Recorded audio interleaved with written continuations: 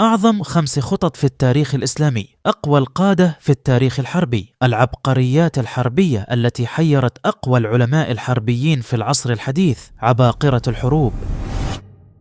عندما حاصر جيش الروم وادي اليرموك، بدأ أن المسلمين أمام عدو لا يهزم، 200,000 جندي مقابل 30,000 فقط. ولكن في تلك اللحظة لم يكن السلاح هو الذي سيغير مجرى المعركة، بل العقل. الروم يظنوننا قلة ولن نغير عددنا، لكننا سنغير ما يرونه. هل سنحصل على مدد؟ إننا نحارب جيشا كالطوفان يا أبا الوليد. المدد سيأتي من الله عز وجل.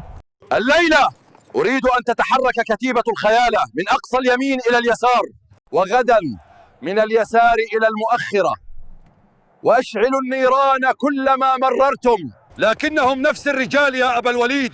تماما نفس الرجال، ولكن في عيون الروم كل ليلة جيش جديد.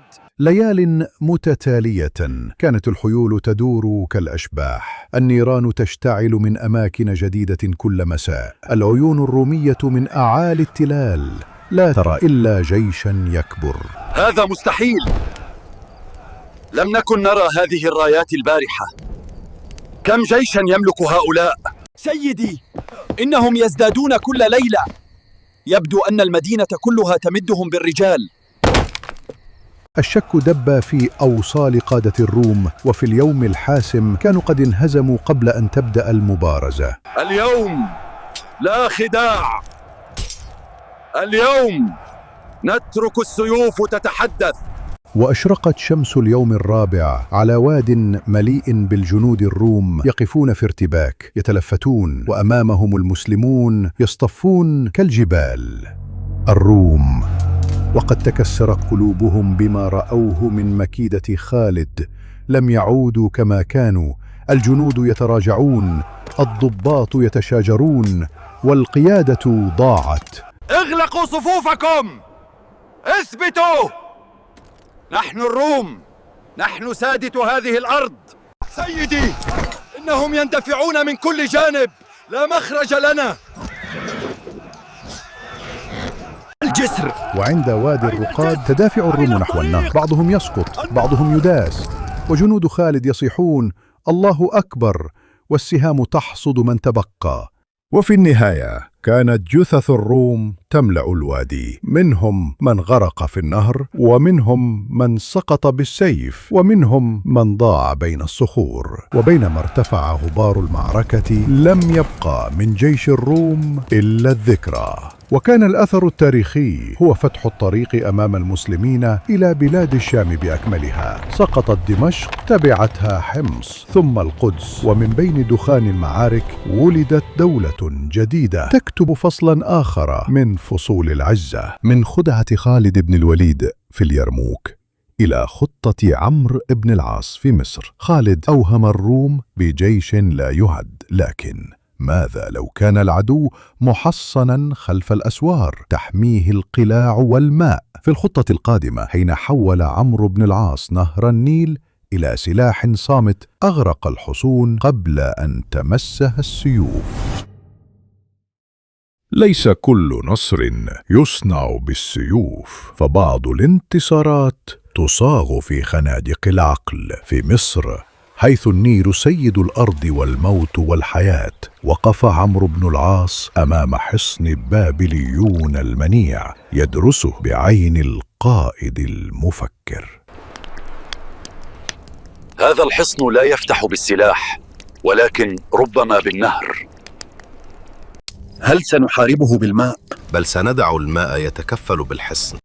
وفي الليالي التالية تحركت الأيادي بصمت على ضفاف النيل، حفرت الخنادق، حرفت المجاري، ونصبت السواتر. ومع كل فجر جديد كان ماء النيل يرتفع أكثر حول أسوار بابليون. لم يفهم الروم ما يحدث، لكن الجنود على الأسوار صرخوا مذعورين. الماء بدأ يرتفع،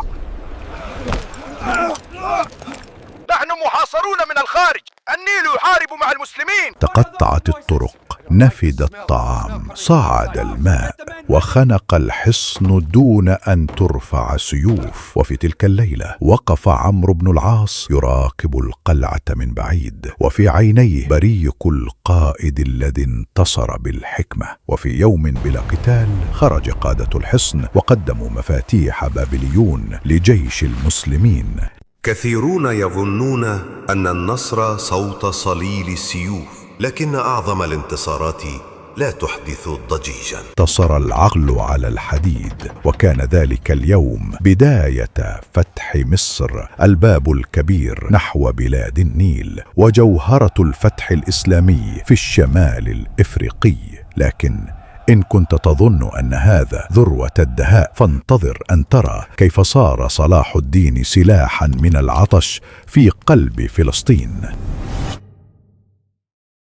في قلب الصيف الفلسطيني الحارق لم يرفع صلاح الدين سيفه أولا، بل رفع الطبيعة ذاتها ضدهم. معركة حطين، حيث استخدم العطش كسلاح والرحمة كاختبار. بدأ صلاح الدين بسحب جيشه تدريجيا نحو التلال بعيدا عن منابع المياه. في ذات الوقت أمر بقطع الطريق على الصليبيين من كل جهة، أحرق الحقول وجفف الآبار، وترك لهم طريقا واحدا فقط، طريق النار والعطش. سيدي، هذا ليس طريقا، إنه قبر مفتوح. في معسكر الصليبيين اشتد الحر وأكل الظمأ أرواح الجنود. الخيول تسقط، الجرار فارغة، والرجال يتشاجرون. ل3 أيام سار الصليبيون في الهجير بلا ماء، ثم وعندما تهالكت أقدامهم خرجت جيوش صلاح الدين كالسيل من المرتفعات. السهام أمطرت، السيوف مزقت، العطش كسرهم قبل أن تصلهم الضربات، وسقط الصليبيون واحدا تلو الآخر يبحثون عن الماء أكثر مما يبحثون عن النجاة. وفي حطين تحول وادي العطش إلى مقبرة للمتعجرفين الغزاة. وقع ملك القدس أسيرا يساق ذليلا بين الرجال الذين كسروا غروره. ومن بين غبار المعركة ارتفعت رايات الإسلام على طريق القدس. وفي ذلك اليوم فهم العالم كله أن هيبة الأمة إذا سقطت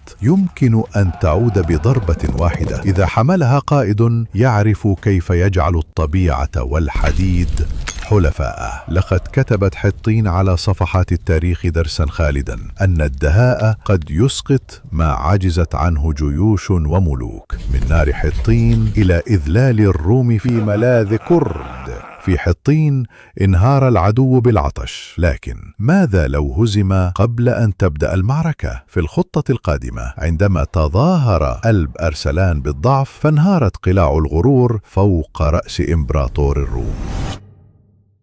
في مساء 25 من أغسطس سنة 1071 ميلاديا، قبل ليلة من المعركة، خرج قلب أرسلان من معسكره متعمدا أن يرتدي ثيابا بسيطة لا تشبه لباس القادة ولا هيبة السلاطين. كان يرتدي عباءة متواضعة، وسيفه معلق على خاصرته بلا بريق، ولحيته تغطي وجها لا تظهر عليه علامات الغضب. وقف أمام خيمة الإمبراطور رومانوس الرابع، ويداه خلف ظهره، رأسه منخفض قليلا، وصوته هادئ كأنه يطلب السلام.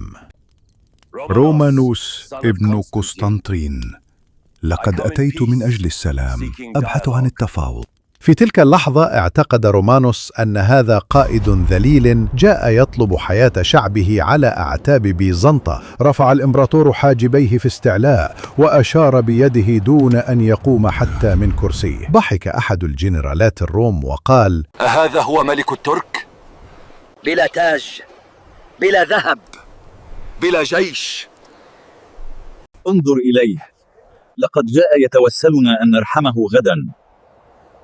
لنترك له بضعة خيام وأحصنة. لم يجب ألب أرسلان، واكتفى بابتسامة باهتة وهمهمة غير مفهومة، ثم غادر بخطوات هادئة تاركا خلفه وهما في عقول الروم أنهم كسبوا الحرب قبل أن تبدأ، لكن داخله كان يضحك، فهو يعرف تماما أن هذا الاستسلام المصنوع سيجعل غرورهم يسكر عقولهم ويدفعهم مباشرة إلى الفخ الذي حفره لهم في الصباح. وفي فجر 26 من أغسطس خرج ألب أرسلان بجنده من بين تلال ملاذ كرت، وأمامه جيش الإمبراطور رومانوس الرابع. الروم بعد أن رأوا ألب أرسلان البارحة يتوسل الصلح بثياب الذل، وثقوا بغرورهم وأن النصر مسألة وقت، لكن ما لم يدركوه أن ذاك الذل كان مقدمة لفخ محكم رسمه عقل القائد السلجوقي. تمركزوا على شكل هلال واسع.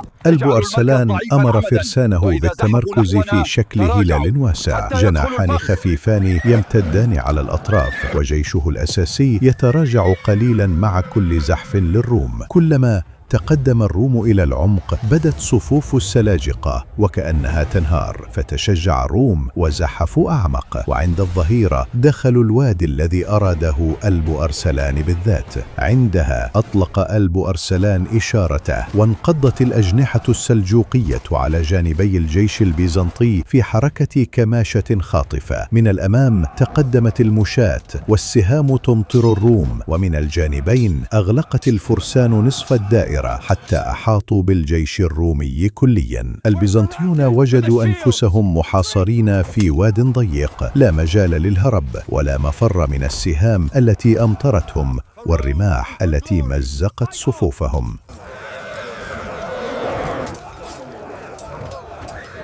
حتى الإمبراطور رومانوس وقع أسيرا في أيدي جنود ألب أرسلان. بهذه الضربة العبقرية دمر هيبة بيزنطة في الشرق، وفتح الطريق أمام المسلمين إلى قلب الأناضول.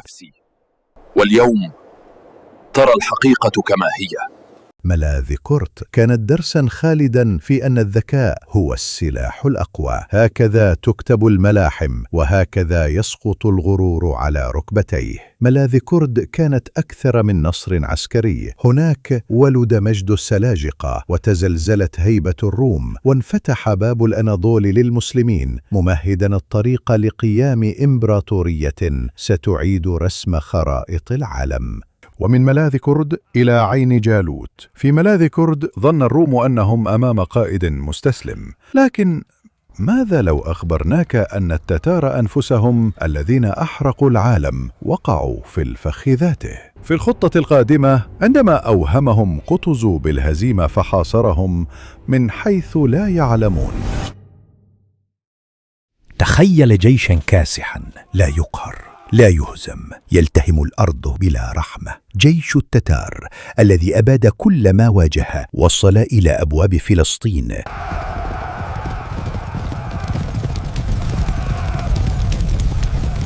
لكن في عين جالوت لم يكن بانتظارهم جيش فقط، بل خطة لم تكتب في كتب الحرب، بل استلهمت من الرمق الأخير لأمة أرادت الحياة. على مشارف عين جالوت وقف سيف الدين قطز، القائد الذي حمل أمل الأمة على كتفيه، وبعد أن أتم صلاته التفت إلى قادته وقال: مولاي، التتار لا يهزمون، كيف سنصمد أمام سيلهم؟ لن نصمد، بل سنتراجع،